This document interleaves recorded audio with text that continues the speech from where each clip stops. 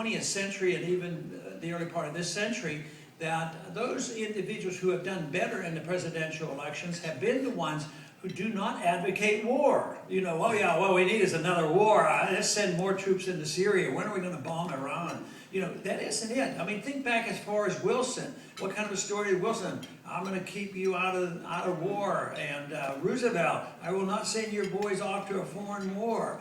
And Eisenhower wins by saying, I'm going to stop the Korean War. And Nixon was supposed to stop the Vietnam War.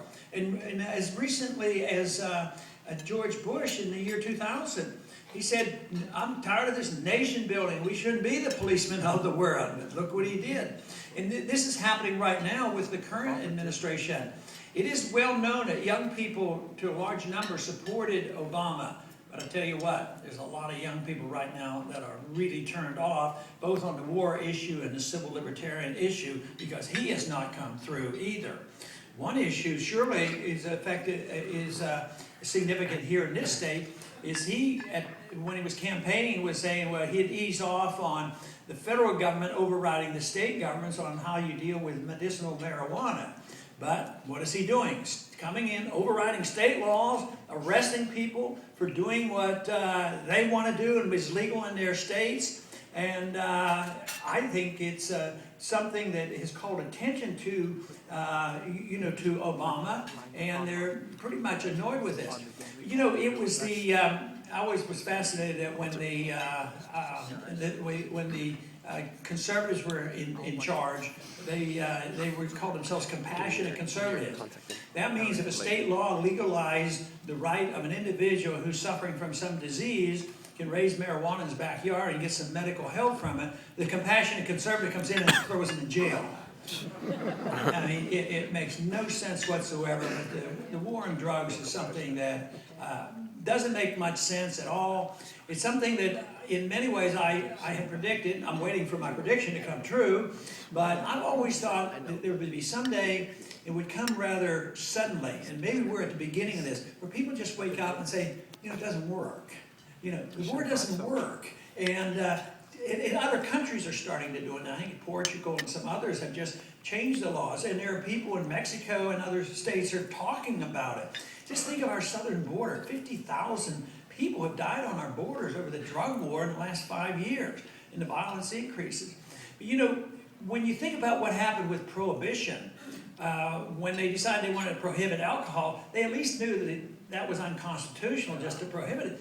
They had enough respect for the Constitution. They amended the Constitution to introduce Prohibition. Of course, it was a total disaster, and about 11 years later, or 12 years later, they repealed it, and it was a bad experiment. The real modern-day war on drugs has been going on since the early 70s. It's like $3 or $4 trillion have been spent, and the prisons are full with people who have not committed crimes, violent crimes. So it is something that would be a great help to us. We have our population percentage in the world is we have 5%.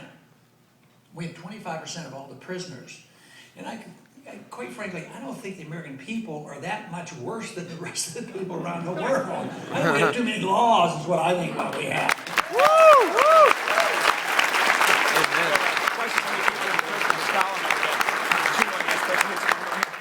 Too many people who have slipped into the ranks of being government officials and bureaucrats are nothing more than authoritarians, and they enjoy that. They get their enjoyment not by promoting liberty and having fun doing that. They get their enjoyment out of being thugs, going around telling people what to do and roughing people up and arresting people and doing all the things that contribute nothing to our society.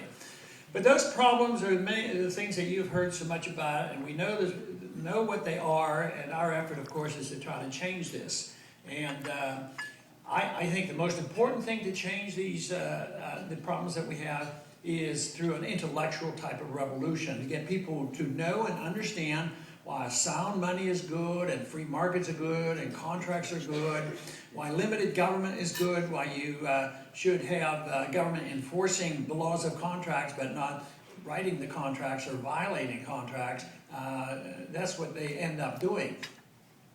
And also the understanding that a foreign policy that's more likely to give us peace makes a lot more sense than this perpetual war. There's no reason in the world for us to be in 150 countries and have 900 bases around the world. But you might know, if there might be somebody out there that's going to disagree with on that, and they probably felt good today, because guess what we did today? We just invaded Australia. Our Marines landed in Australia. We've added another country where our Marines are going to be stationed. Sure, a small number, and I'm being facetious, but why do we have to send Marines? And the reason is, the President announced that we have to start emphasizing the Far East. We have too many problems in the Middle East. We don't want to talk about the Middle East. I'm sure he's not going to leave the Middle East, but he's not wanting us to think, because China's a danger. Yeah, China's a danger to us because they might call our notes and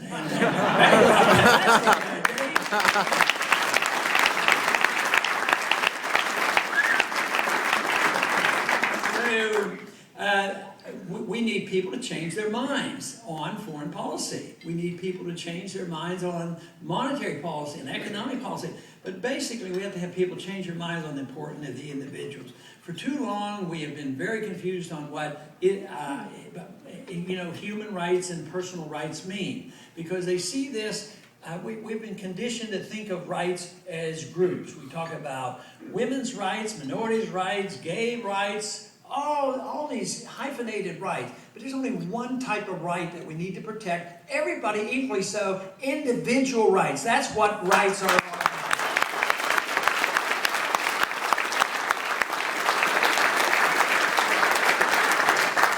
A lot of times some of the comedians on the air, they get into trouble by slipping up and saying something politically incorrect, and they get thrown out and they're called racist and all these things. But something that happens on election day, it always annoys me, and I would think people who belong to minorities should be annoyed too, because